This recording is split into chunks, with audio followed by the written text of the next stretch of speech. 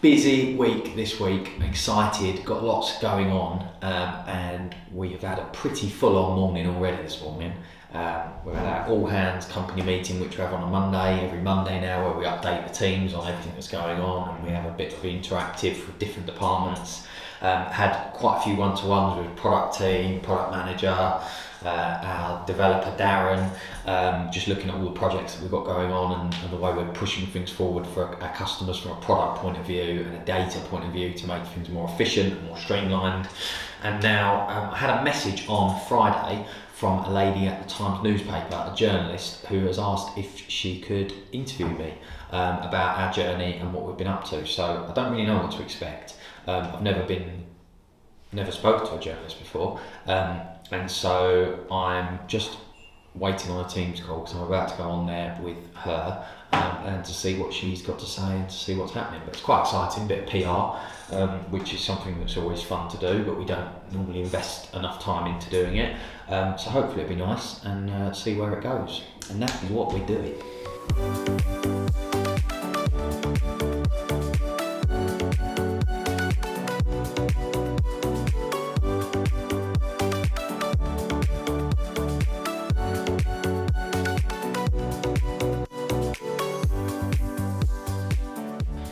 I'm good, thank you so much for doing this at such short notice. No. Are you in the US?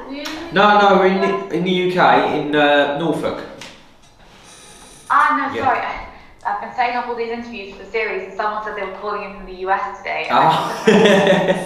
So, essentially, as you saw on LinkedIn, the series the idea is to profile different Gen Z businesses run by incredibly young entrepreneurs that are doing at different stages. So I'll start off by asking you a bit about the founding story, how it happened, Sure. And then it'd be great if you can run into a bit about where you got to and revenues and that kind of thing. So we're a branded merchandise supplier here in the UK, and we export both in the UK but also globally. And we're revenues at the moment, so forecast revenue this year is 8.5 million, and we've got about 48 team members here in the UK. Do you want to just run me back and just tell me a little bit about when you founded the company, What made you think you could do it, and because I'm always interested in the confidence that you have to have at such a young age to be why not? Why can't I do it? Sure. Yeah, definitely. So I think it stemmed from always having this. I mean, I didn't think about this at the time, but it just sort of. So I started the business when I was 18, and it was from the bedroom. And I'll send you some pictures. I know you said you wanted to speak. I've got a little picture of the first little office, tin pot office in my bedroom that I can send you, which is nice to reflect back on. But yeah, I think as a child, so 14, 15, I'd have a car washing business, and I'd have a little round going on. I had a little gardening business that I was doing for people and that sort of stuff. So I always had that bit of a flair to just go out and make money and be able to put my hand to something. I was always one of the kids that were interested in the eBay, flair and trying to resell dropship stuff. And then I got an apprenticeship and I went into the world of print. So I was doing digital and LIFO paper print, flyers and that sort of stuff. Worked for a company in London. I was 18 at the time, living at home with mum and dad, and I had saved up $6,000 of commission that I'd made selling the leaflets and flyers kind of stuff. And I thought, you know what, why not? And I was getting a lot of clients asking me at the time for pens and mugs and that sort of stuff. And I thought, you know what, why not? And so I did it, I took the leap, and a lot of the family were a little bit like, oh, I don't know, is it a bit risky? But if you don't do it, you'll never know, sort of thing. So I just thought, sod it, I can do this, and if it don't work out, I can always go back. I managed to convince my father to join, who came on board reluctantly came on board as our finance director. And I don't think he quite believed it would ever really amount to much, to be honest. I think he thought I was a bit of a dreamer at the time. But we definitely wouldn't be here without each other, because I'm like the pedal and he's the brake, sort of thing, bringing me sort of back to reality. So it was very lucky that he, about 6 months in, managed to convince him to come on board. We started flirting with online, which to us, it's not what I'd ever known. So I'd always known selling as door knocking and an old school, selling out of a catalogue. And then around that time, we started investing quite a bit into the website, and that just started to make me realise, wow, if the power of online and the digital space in building a brand online. We invested in bringing our own production in-house here in the UK. Yeah. So a lot of our competitors, again, they're just effectively an agency, and they outsource to Poland and all these different countries in Europe to manufacture the product. And we got quite frustrated with saying no to our customers on like lead times, and so somebody would ring up last minute and say, I need 100 pens very quickly because I've been let down, can you help? And we didn't want to say no, and we were just trying to make it a frictionless experience. And so when we started investing in our profits back into bringing our own machinery under our own roof and stocking and producing things in-house, we've now got virtually a 24-hour-a-day production facility here, so that we can obviously accommodate so much faster for customers. And so when our competitors are saying no, we're able to say yes. And we just wanted to break the norm a little bit in the industry, because it's very, it's been the same for many, many years, and we just wanted to sort of just create an unrivaled experience by saying yes more than we're saying no to customers. And it's things like the minimum order quantities and stuff like that we've lowered that's made a big difference. Hello, Chris. How you doing? I'm alright, you? You don't sound alright. Don't lie to me. What's wrong? Oh, it's been a rough week. Feeling a little bit under the weather this week. Just me too a little bit. A lot going on. Okay. But yeah, how's it going your side? A bit the same, to be fair. But I'm gonna try to bring positive to this discussion, and let's just try to, hand this in a action plan way, 100%, yeah. I don't want to make your week any worse. No, you're fine. It can't. And you don't want to make my week any worse. Yeah, I mean, how easy is it from my side? If I want to change the wording in step 1 to 4 at any time, I assume I can just go into the theme and do that, can't I? It's just a theme-based edit for the text. We don't need dev time on that, do we, or not? I'm pretty sure it's on the customizer in the product template, but I can check for you now. So we have the answers. It's just I don't want to say push it live if I'm likely to want to change some of the content in the next week, and then they're going to say, oh, we'll need more dev time then for that. I mean, if it's just push it live because it's now back in play in terms of it's been coded in, but in terms of I can customize the content itself within the theme, then that's great for me. And I would say just push it live, and if we need to tweak it, we then can. Do you know what I mean? But I can double check for you, but I'm sure it's easily, we're gonna find it easily. And by the looks of it, this is definitely the customizer, because then you can be able to edit it and save that. Sure. That's an announcement. Okay. So, in which case then, let's push that live then, I think. And one thing I just wanted to ask, again, it might be very easy, and if it is as easy as I would hope it would be, is there any way you can ask them to, when they push it live, just change I would like to experiment if we changed the background colour of the delivery window. So you see that order in the next 19 hours and get the I just wonder if we made that like a lime, like a bright green or something, so it jumps out a little bit more. Would it help? I mean, it's one of them, isn't it? Once we know where it is, it's just a case of changing the hex code for that bit, but it's just a case of... I'm sure it's fine. I'm not too familiar with your site, obviously, because I don't have worked on it much, but I'm sure in 5 minutes I'll be able to answer these questions. Once you have this, then I would get the guys to push this live early next week. Nice. That work? Yeah, that'd be great. Yeah, perfect. Okay, so in that case, let me just move that to Approve for live. And for me, there you go, done. Amazing. Okay, that's very helpful. Right, now let's just say, for example, in this instance, you've now got 2 products in your basket, and you now click unsure about your order, get a quote, and that then takes you to the usual process, which is which works absolutely fine. And now what that will do is that will put both of those products on one quote. So you want that button here to say still unsure to get a quote, which has all of the items in. Yeah, so I just want people to not submit an inquiry one at a time. I want them to add everything into their basket and go through a quote basket process. So who'd have thought we'd ever come to this day, eh? What? Doing the job advert for... I've only been waiting a year.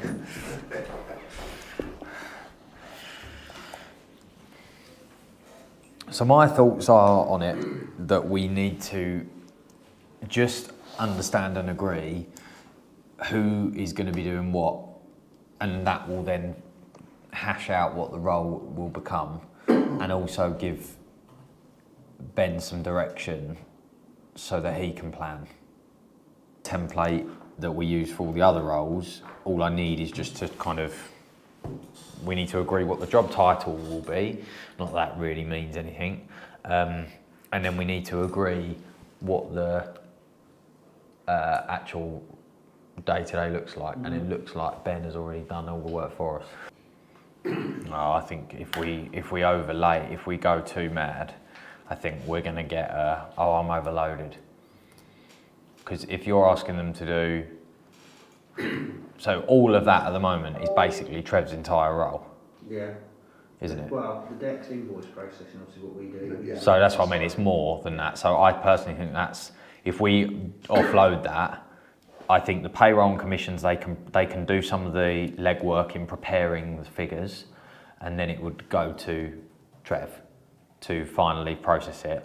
But I think everything else is something that if we get a good enough person, they should be able to manage that Monday to Friday, 9 to 5. Mm-hmm. I think I don't know. should still keep, for the time being, the cash flow spreadsheet.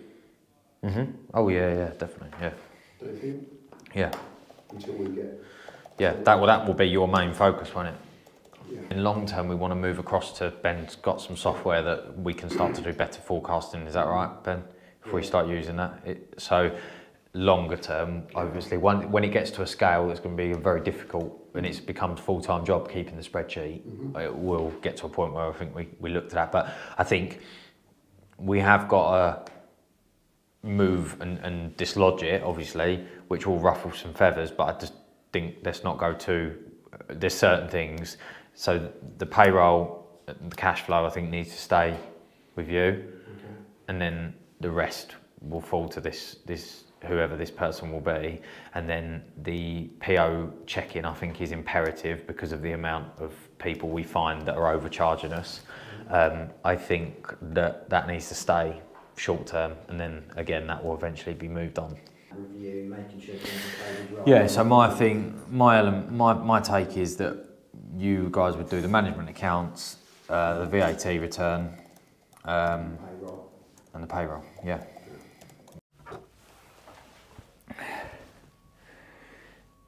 It's Wednesday and it's me and the camera.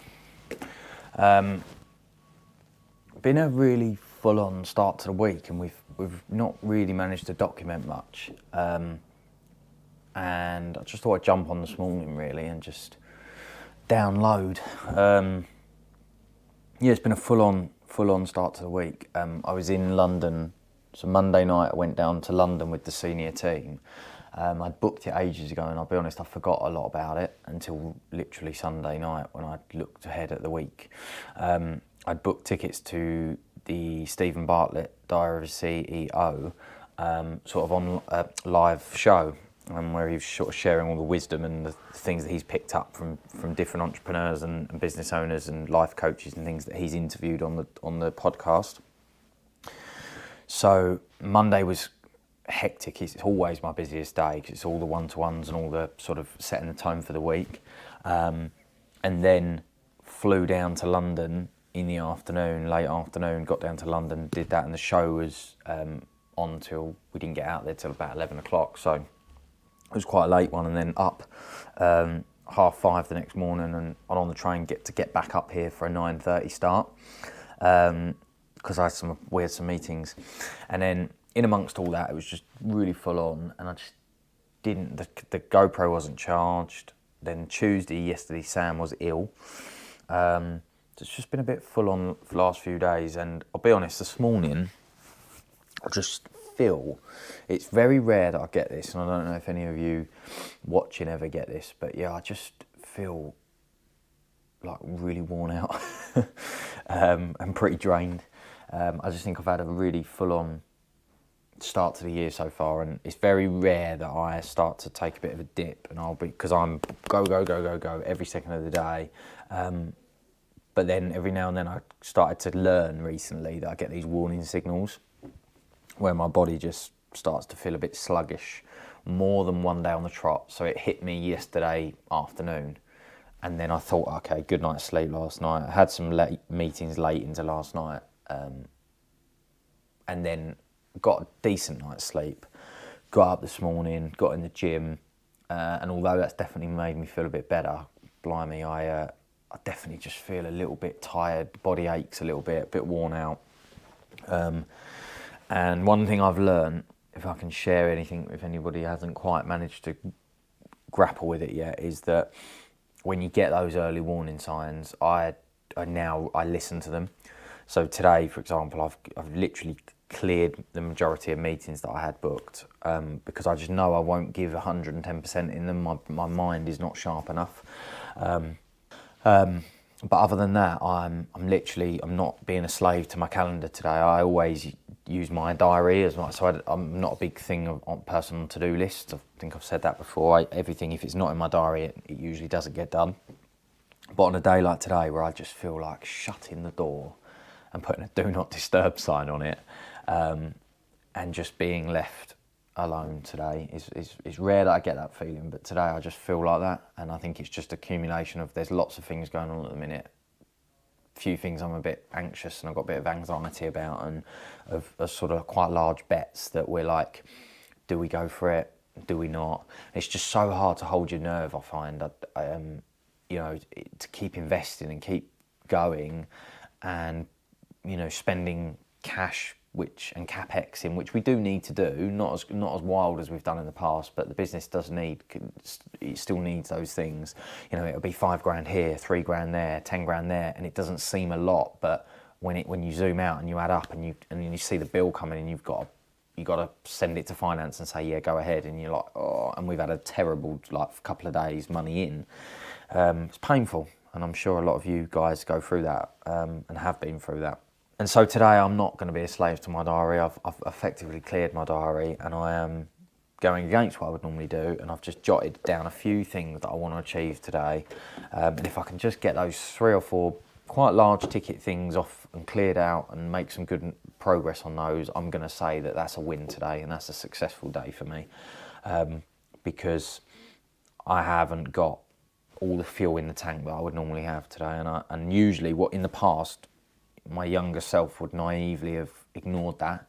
I'd have gone to Tesco, bought an energy drink, and I'd have come back and tried to just power through. And then what happens is I end up laid up in bed for 2 weeks, where I'm totally burnt out another week down the line when I've not listened to the warning signs. So listening, it's gonna have, I'm not stopping, I'm not sitting around with my feet up, but I'm gonna just lower my expectations a little bit and put the energy I do have into something that's going to make meaningful progress for the business, rather than trying to sit in a meeting dealing with the organisation's challenges and trying to give 110% when I just will not have the energy. Notes for the meeting, just in case you wanted to run through anything, but I've got it on my to-do list. Okay, cool. So in general, I haven't really had time to be over there much this week, but how's it? Yeah. How's the week gone? Okay. Obviously, about the thingy issue, but I spoke to meant to be delivering stock. Tracking was coming in to be delivered today, I heard about that. Which I can't put it against them, because there's absolutely nothing they could have done.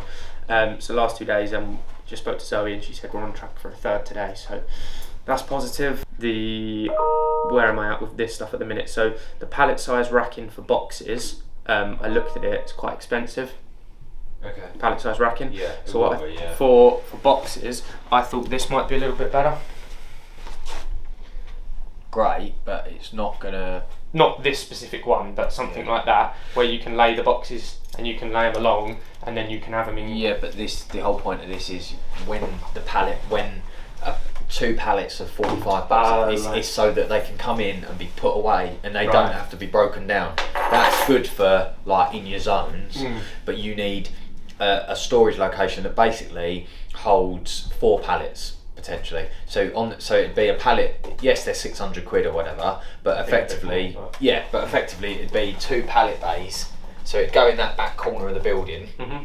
and then what you'd have is the pallets come in of packaging, and it would go in two pallets breadth there, and then forklift up another 2, and we always hold a float. So you hold a pallet of 45s, a pallet of and maybe 2, the smaller sizes, but they're all palletised. They come straight in, they're on there, and then we slowly deplete down and distribute them into the zones. But tough tip if What are they running comes. at?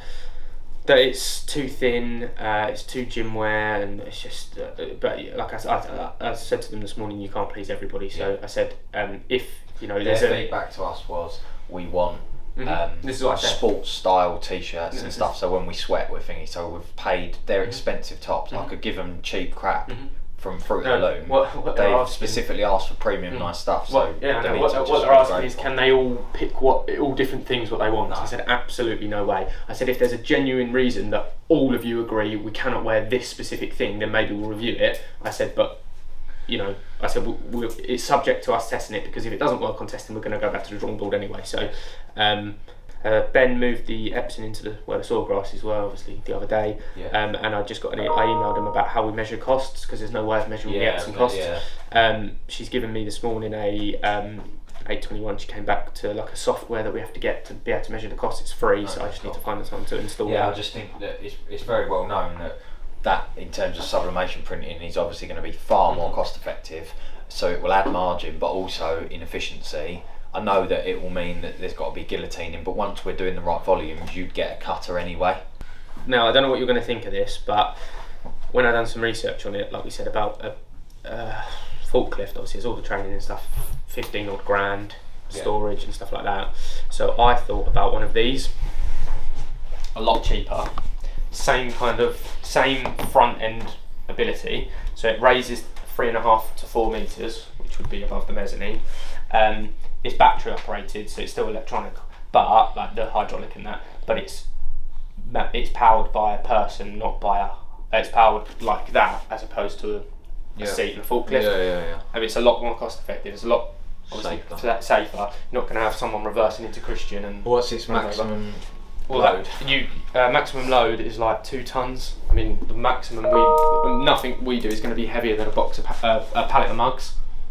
Pallet of 2,500 mugs. A pallet of 2,500 mugs isn't even a ton. My only concern is a forklift.